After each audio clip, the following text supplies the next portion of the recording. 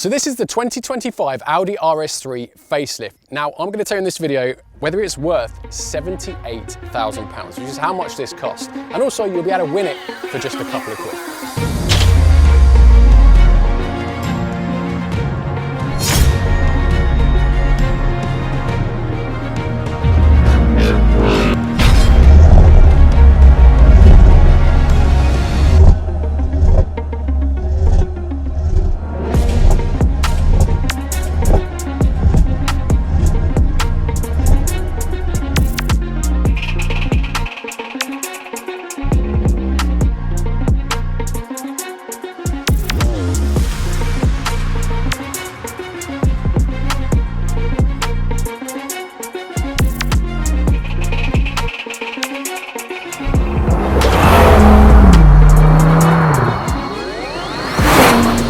So the first thing to probably note, this isn't going to be a full-blown review. This is more of an owner's review. It's my car. I've driven it 500 miles so far. So I'm going to talk you through the sort of subtle differences from the previous, the pre-facelift car, and obviously the dynamics driving it on the road, what I found different. So the main difference with that is definitely going to be the price, because although this is a Vorsprung and the one I had before was a carbon black, I will talk about the differences. This is nearly £10,000 more expensive on the road. And yes, not all of that is due to the manufacturer upping their prices. Some of that is due to road tax costs, because back in April of this year, 2025, road tax costs doubled. So this car went from £2,000 road tax to £4,100 in road tax. So talking about this car specifically, it is pretty much got every single option. It is also an exclusive paint, which is Audi's Heritage RS colour in Nogaro blue. Now this cost £4,000 option. So that brings the total cost of this car to £78,000 on the road. Now, weirdly, Audi have stopped actually allowing you to select an exclusive colour on the RS3, so you can actually no longer order this car if you wanted. So it's now quite a rare car. But on top of the exclusive paintwork, I'm going to talk you through what other options you can now get, and that does include bucket seats now. Now the main option to talk about on the facelift is definitely these carbon bucket seats. You haven't actually been able to order bucket seats since the first generation of RS3 in 2012, and they have now brought them back for the 8Y facelift. And they're a must-have in my opinion. They're a £2,000 option if you have the Vorsprung, or they're a £2,500 option if you have the other trim levels, which is the standard RS3 and the RS3 carbon black. So a few of the minor differences on the interior is, the main one I'd probably say is we're now using a Nunes sound system instead of the outgoing Bang & Olufsen sound system. We have a different type steering wheel, which is haptic sensors, touch sensitive, and also I don't know if I like the design of it, if I'm honest. And the center console, the gear selector switch is now a lot flatter, a bit like the other, the new models in the Audi range as well.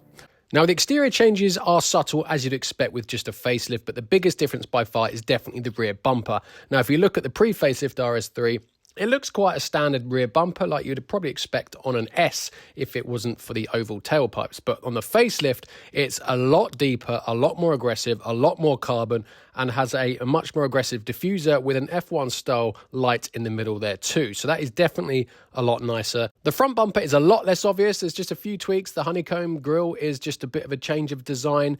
And also the side parts of the bumper are just a slightly different design as well. Nothing too major. The biggest difference is there's no RS3 badge now on the front, and also your Audi rings are a different design and a bit further up in the grille as well. And also we have the option for electronic tailgate, which you can use your foot to activate. But I have found this annoying. I've come back to the car on 2 occasions and my boot has been up. On the Audi keys, you double press the center button on the remote and the boot opens, but twice I've now come back to my car and the boot's been open, so that's not great. Now, one of the main differences to the facelift, I think, is actually the way you order the car. Now, whereas before you had a normal RS3, a carbon black and a Vorsprung, they've actually changed up a little bit now. You still have the standard car, the carbon black and the Vorsprung, but now there's a carbon Vorsprung, so you get the carbon bits, whereas before you didn't get the carbon bits.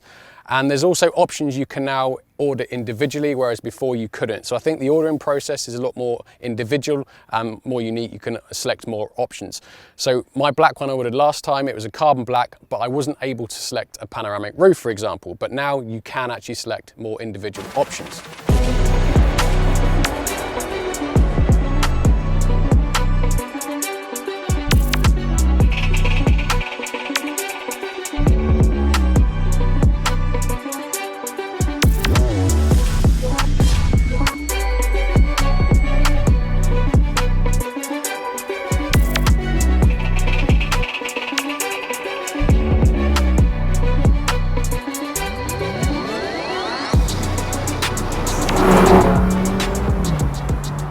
as I said at the beginning of the video, it's £10,000 like for a carbon black of the old pre-facelift, carbon black of the new one. It's a £10,000 difference. Yes, 2 of that is the road tax, but still it's £10,000 in 2 years. And that is a massive difference. Now, this being the Vorsprung carbon exclusive, I've also got 5-year warranty, factory warranty on this, which is a no-brainer in my opinion. It's 970 quid, option you should definitely tick for residual value, as well as peace of mind if you're planning to keep the car for 5 years. But on the road, this car is £78,000. It's £4,000 of exclusive paint. We've got £350 brake calipers. We've got £360 electronic tailgate. We've got £2,000 bucket seats. And then you've got all the additional Vorsprung stuff as well. Like, they say panoramic roof. I don't know why they say that, because it's not panoramic. It's just a normal sunroof. But you get that. Sonar system, as I said, is standard in all 3 trims. And I'll tell you what, the base trim, I would probably say is the best value for money now, because it comes with pretty much everything you're going to need. It comes with the upgraded sound system. It comes with the tech pack. The only thing it doesn't really have that you'd want, that you can't option, is obviously the carbon spoiler. So we're always going to come back to price, and as I said, £78,000, and the only real difference I'd say driving wise is obviously the torque splitter on the rear, so it's a little going to be more agile on track. You're not going to push this on an English B road or an A road. You're just not going to get that difference out of it. So and whoever's spending 78 grand on an RS3 are probably not going to take it on track either. So it's a bit of a weird one. It's not worth the 78 grand. And if I'm honest, I probably wouldn't, if I had the option again, get the Vorsprung. I'd probably get the basic car, maybe add a few options which you can now do to it, like a pan roof or a few other bits that you want. You can add the bucket seats as well to the base spec.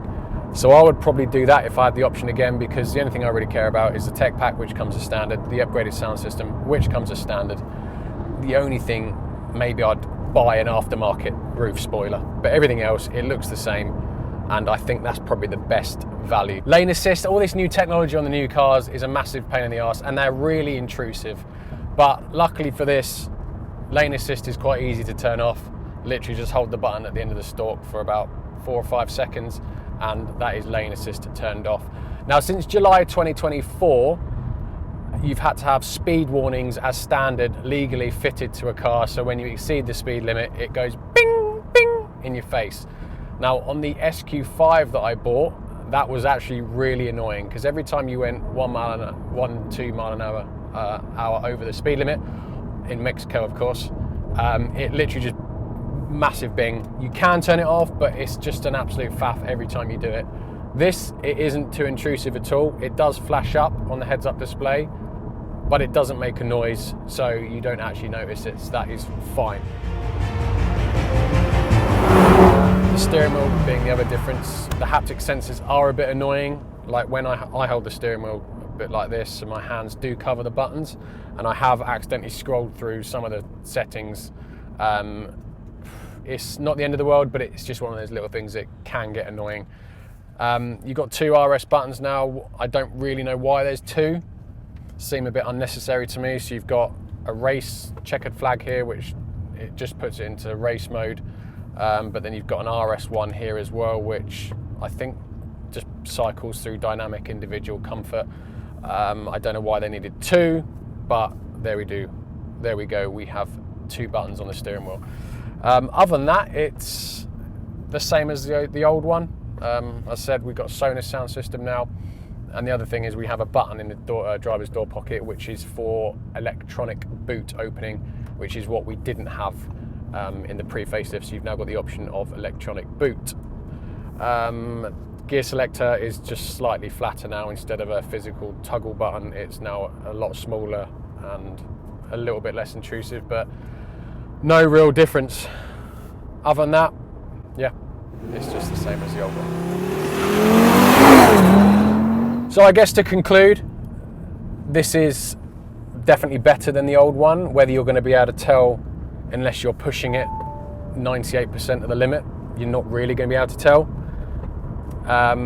But it is a really nice car, and I'd probably actually say it's probably better as a daily driver than an all-out like sports car. Although it is really agile, there are probably better cars if you want that kind of feel. It is really fast. As I said, we did a quarter mile in 11.8 seconds, which is ridiculously quick. It's quicker than the RS4. It's fast enough, but it's no quicker than the old one, which it's not meant to be because it's the same power. So yeah, I think that's it. That's my initial impressions on the 8Y facelift RS3. So where does that leave me with the RS3? Now, after doing around 500 miles in the car, I actually really like it. It is such a good daily driver. It complies really well with the road. In fact, that's the main thing I've noticed with this car, is that it just goes over the British bumps. It takes them really well. It doesn't really feel like you're going over potholes and stuff like that. It absorbs it really well, and it kind of floats, if that makes sense. So from a driving aspect, as a daily driver, it's a really nice car to drive. And after giving it a little bit on some B roads, it's really, really good at that too. And in fact, I'd probably argue there's not many cars that would be able to sort of pull away from this on a twisty B road. Certainly not an RS7 or an RS6. I just can't see it. It's too agile, it's too quick. It's really responsive and it handles really, really well. But we're always going to go back to price. Now, when I ordered this, £78,000, I suppose there was some sort of expectation that you're going to see that money. And don't get me wrong, from a driving point of view, and it's fast, it is plenty fast enough, but it's just the interior, you just expect it to feel a little bit more premium, like maybe some leather dash or leather up here, and it just all feels a bit too cheap and plasticky, like everything plasticky. This center console is just hideous for £78,000, and you just can't help but feel that it's a little bit of a waste of money. Now, as I've said, I would probably, if I had the chance again, I'd go back and get the base one and add a few options, and save myself probably near on £10,000, because it will be just as good a car. I guess the best way to sum this car up is the facelift RS3 went round the Nürburgring in 7 minutes and 33 seconds. The pre-facelift did it in 7 minutes and 40 seconds. Now, although that's a 7-second shaving, it's only actually around 1.5% better. So that's probably the best way to describe this car. It's 1.5% better than the pre-facelift, but it's 15% more expensive. So that's kind of where I think I'm going to leave this. Although I do prefer, I really like the bucket seats. Everything else is fairly similar to the pre-facelift. But the price doesn't really matter, because as I said at the beginning of this video, one of you guys can win this car for just £2.99, and I'm about to explain how.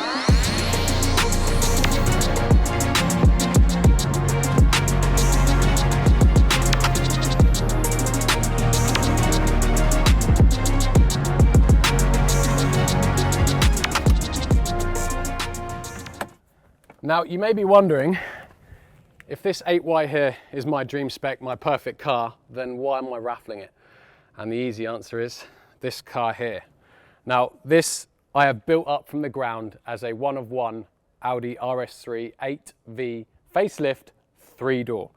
And after putting so much time and effort into it, and I bought this after I ordered that as well, I just need to keep one, and I've got to keep the car that I've built, the car that's completely custom, and it's a one-of-one.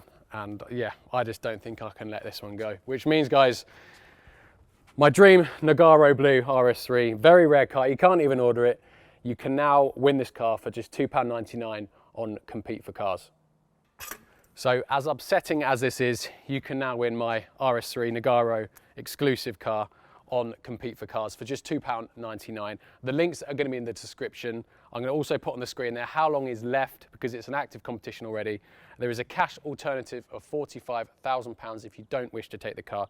But if you do, you get the car plus £2,000 of cash to help with insurance and tax. So links in the description. Good luck, guys, and thank you for watching this review. And if you want to watch the full build series on the RS3 3-door, I'm also going to put links in the description for that as well.